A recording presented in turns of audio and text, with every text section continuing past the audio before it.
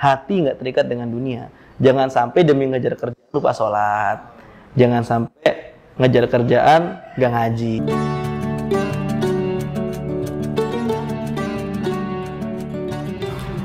A'udzu billahi minasy syaithanir rajim. Coba A'udzu billahi minasy syaithanir rajim. Bismillahirrahmanirrahim. Qul huwallahu ahad. Qul huwallahu ahad. Allahus samad. Lam yalid wa lam yulad wa lam yakul lahu kufuwan ahad. Kafnya jangan kayak dengan qaf. Lam yalid wa lam yulad wa lam yakul lahu kufuwan ahad. Lam yalid wa lam yulad wa lam yakul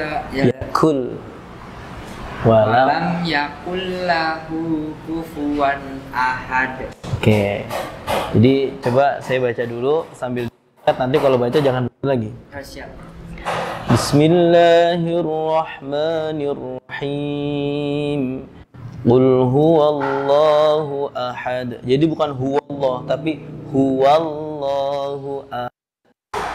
Allahus samad.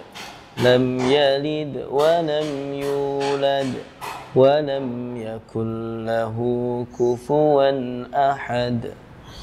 Oke, baik. Surah ini memiliki satu landasan penting dalam iman kita.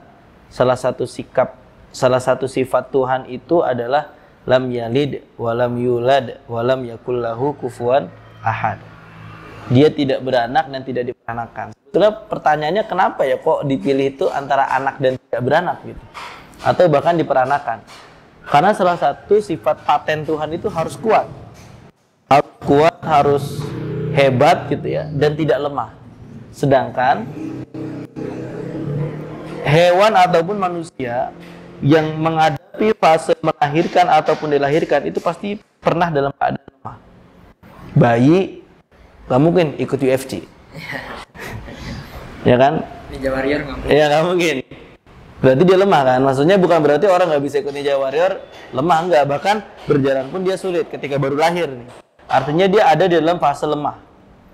Yang melahirkan pun, ya kan? Ketika dia melahirkan, baru bakal melahirkan tuh, dia nggak mungkin deadlift atau angkat beban, gitu. Nggak mungkin. Jadi dia dalam fase lemah. Bahkan dia untuk sekedar bergerak pun kesakitan gitu, akan merasa berat. Jadi lam yalid wa lam yulad ingin mengindikasikan bahwa Tuhan itu bukan sesuatu yang dilahirkan atau bahkan melahirkan. Dia qiyamuhu binafsi. Berdiri sendiri. Kalau misalkan kita menuhankan sesuatu yang lemah, berarti dia kehilangan sifat ketuhanannya. Maka di sini mengajarkan bahwasanya sembahlah sesuatu yang memang layak untuk disembah gitu. Kenapa kita diperintahkan untuk menyembah Allah? Karena kalaupun kita nggak menyembah Allah, kita menyembah yang lain. Misalkan gini ya, Korea Utara yang bilang negara Tuhan gitu, di situ ada patung besar mbahnya Kim Jong Il. Setiap orang yang ngelewatin patung itu, mereka ngelus-ngelus patungnya, merasa ketika di patung itu dia dapat keberkahan. Itu sama aja menyandarkan rasa rasa di mana sesuatu itu lebih besar, lebih kuat kepada patung itu. Karena memang fitrahnya manusia itu akan selalu meminta pertolongan kepada sesuatu yang dia anggap lebih kuat, lebih hebat. Karyawan akan minta tolong kepada bosnya karena dia merasa bosnya lebih punya uang daripada dia. Lah, akhirnya yang menimbulkan ketaatan si karyawan kepada bos. Karena kalau misalkan karyawan yang banyak tingkah, potensinya satu, kalau nggak dipecat gajinya dipotong. Ya, kita aja bisa sedemikian itu kepada manusia. Kenapa kita tidak bisa taat kepada zat yang menciptakan segalanya? Nah itu. Atau di kasus yang lain, ada namanya Joseph Stalin. Joseph Stalin itu salah satu tokoh komunis ya. Joseph Stalin itu ada kuburannya, ya, mayatnya diawetkan, ada kuburannya, dan anak-anak SD, anak-anak sekolah itu diajak rutin mengunjungi makam itu sebetulnya. Ya, karena sosok yang dianut. Ya berarti kan sama aja ketika kita beribadah kita akan merundukkan sesuatu pada hal yang lain gitu. Makanya daripada merundukkan sesuatu pada yang sama-sama manusianya gitu, sama-sama banyak kurangnya, ya mari kita beribadah kepada Allah, penghambaan itu. Makanya ad-din, agama dalam bahasa Arab itu seakar kata dengan kata ad-dain, artinya hutang. Kenapa? Karena hutang itu ada di mana bagi penghutang atau yang menghutangi, mereka terikat dengan janji bahwa yang menghutangi harus menagih pada waktu yang sudah ditentukan, yang berhutang pun punya kewajiban untuk membayar. Nah, proses hutang ini ketika belum dibayar, kadang kan orang yang hutang malu, dan kalau misalkan bisa ketemu tiap hari pun dia pinjemin duit karena ngerasa nggak enak. Lah kita bukan cuma dikasih duit kan sama Tuhan, itu sama Allah dikasih segalanya, bahkan kita dikasih potensi dasar untuk bisa nyari duit, melihat, mendengar, berpikir. Nah itu kenapa di ayatnya disebut Allahus Samad. Allah adalah tempat bergantung. Kalau misalkan kita bergantung pada Allah, maka kita akan mempunyai sandaran yang kuat. Kalau kita bergantungnya sama manusia, maka potensi paling besar adalah kecewa. Karena udah digantungin, udah diharapinnya ternyata PHP. Iya, pemberi harapan palsu. Nah itu, jadi surah ini juga mengajarkan kita tentang keikhlasan, sebagaimana kata ikhlas itu sendiri tidak tersebutkan di dalam Al-Quran, di dalam surah ini. Kalau secara mendasar, makna ikhlas adalah salah satunya diberikan perumpamaan dalam Al-Quran, labanun khalisan sa'ighal lisyaribin. Ikhlas itu sebagaimana susu di dalam hewan ternak. Kenapa? Soalnya susu kan tetap bisa diperes, enak diminum, dan dia di dalam tubuh hewan itu nggak tercampur darah, juga nggak tercampur kotoran. Maka keikhlasan itu adalah sesuatu yang tidak bercampur apapun, berbuat baik tanpa campuran rasa ingin dipuji, juga rasa untuk merasa lebih baik dari orang lain. Itulah keikhlasan. Nah, menunjukkan bahwasanya Allah itu Maha Satu. Qul huwallahu ahad, Allahus samad. Allah lah, katakanlah Allah itu satu, Allah itu esa. Ini ada satu naskah menarik, redaksi menarik di dalam Al-Quran yang menyatakan bahwasanya begini. Ada perumpamaan begini misalkan. Katakan ada satu pembantu, dia punya dua tuan. Pusing nggak kira-kira? Pusing. Karena satu ngasih perintah, satu ngasih perintah. Boleh jadi kadang perintahnya bertentangan gitu kan. Di kasus yang lain, majikannya satu, pembantunya banyak. Mending yang mana? Majikannya satu, pembantunya banyak. Iya, diarahinnya gampang karena satu komando.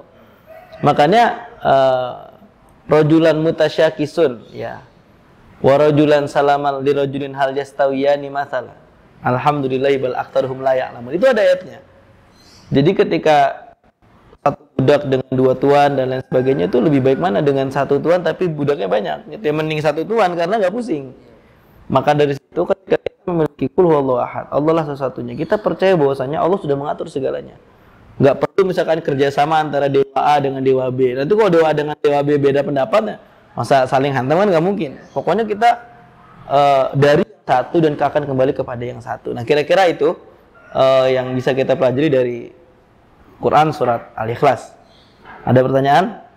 Ya, pertanyaan ini paling Ustaz, kan kita kadang ada yang udah tahu nih Tuhan kita emang Allah, tapi kadang kita ada juga fanatikin ke hal yang lain. Itu termasuk dosa apa tuh? Dia itu tadi, makanya ketika kita secara nggak langsung, makanya di dalam Quran Tuhan itu disebut dengan dua term, dua kalimat, ada Rabbun, ada Ilahun. Ketika Rabbun itu kita merasa bahwasanya ada hal lain yang bisa mengayomi hidup kita, misalkan pekerjaan. Gue kalau nggak kerja besok nggak makan gue. Dia lupa bahwasanya dulu bayi nggak kerja dia bisa makan. Karena ada orang tua. Ya karena ada orang tua ya. Dan di dalam kandungan pun dia bisa makan lewat saripati ibunya kan. Sebetulnya dari dia nggak kerja pun dia juga udah bisa makan gitu. Meskipun lewat perantara lain. Lah sekarang kan sama. Dia kerja dapat makan, perantaranya dari mana? Kantornya, dari bosnya, duitnya. Udah gitu mesti kerja dulu lagi. Lah kalau misalkan pas bayi nggak perlu kerja malah, ya kan? Nah jadi begitu. Kalau misalkan sebetulnya bukannya berarti kita nggak boleh kerja, ibadah aja nggak juga. Tetapi hidup zuhud itu adalah bukan meninggalkan dunia. Bal qalbuhu la yata'allaq bi umur dunia. Tapi gimana caranya hati nggak terikat dengan dunia. Jangan sampai demi ngejar kerjaan lupa sholat.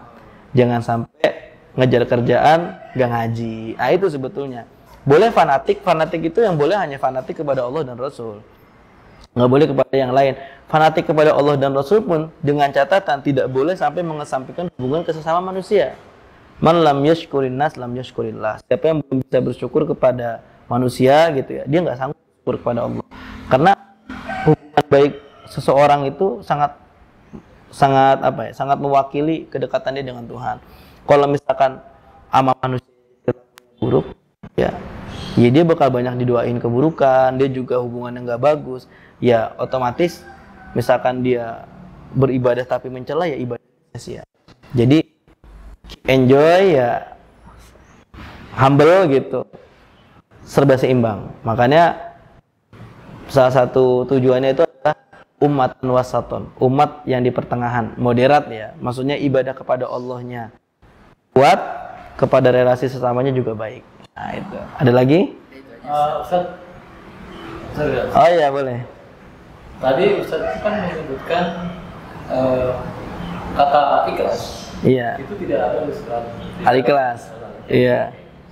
Nah, pertanyaan saya gini, ada dua pertanyaan. Satu, apakah selalu bahwa nama surat itu harus ada di dalam suratnya? Iya. Kemudian penamaan surat itu berdasarkan apa sih Ustaz? Kan kalau turun wahyu kan Jibril mengatakan wahyu bla bla bla, tapi setahu saya tidak dinamain suratnya. Nah itu siapa atau bagaimana caranya Ustaz? Oke, yang pertama setiap surat apakah ada namanya? Biasanya memang di dalam setiap surat itu ada sebutan satu rodat yang berkaitan dengan nama surat tersebut.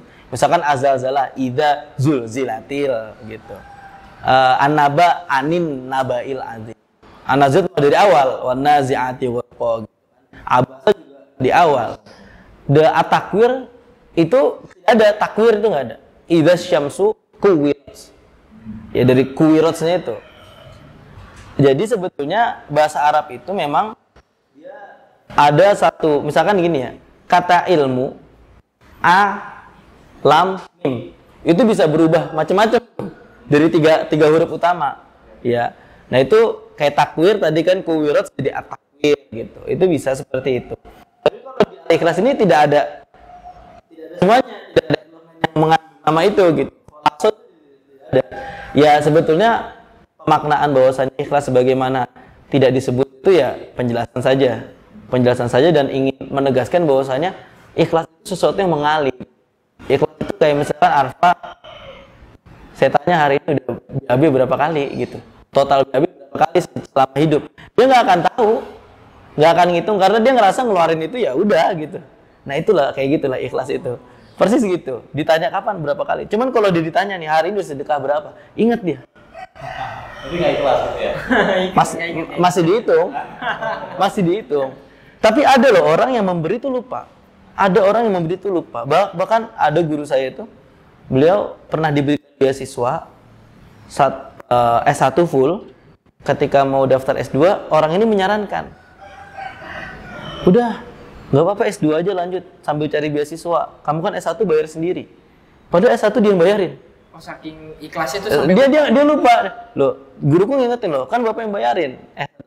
Emang ya gitu. Asli lupa. Jadi ada yang seperti itu. Nah jadi ikhlas itu seperti itu. Lalu yang kedua adalah penamaan surat itu ada dalam ulumul Quran begini. Do surat ihada, do ayat ihada fi surat ihada gitu kayak gitu ya. Taruh ayat ini di surat ini. Pertama peletakan ayat di dalam surat itu tauqifi dari Rasul.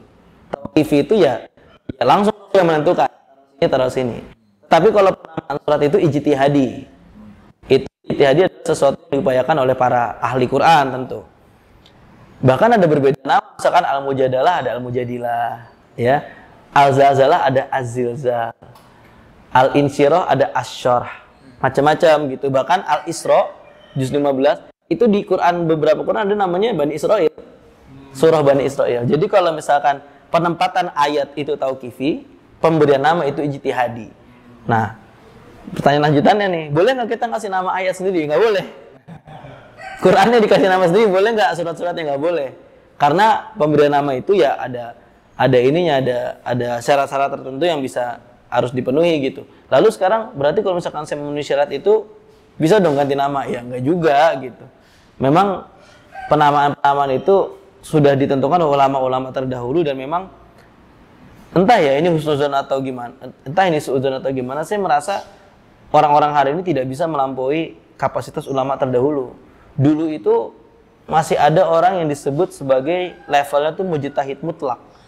Mujtahid mutlak itu benar-benar menguasai berbagai segmen. Usul fikihnya mantap, fikihnya bagus, bahasa Arab yang lotok gitu. Kalau sekarang kayaknya cenderung fakultatif. Fakultatif itu dalam artian ketika Islam sendiri ini orang spesialnya apa nih? Syariah apa tafsir?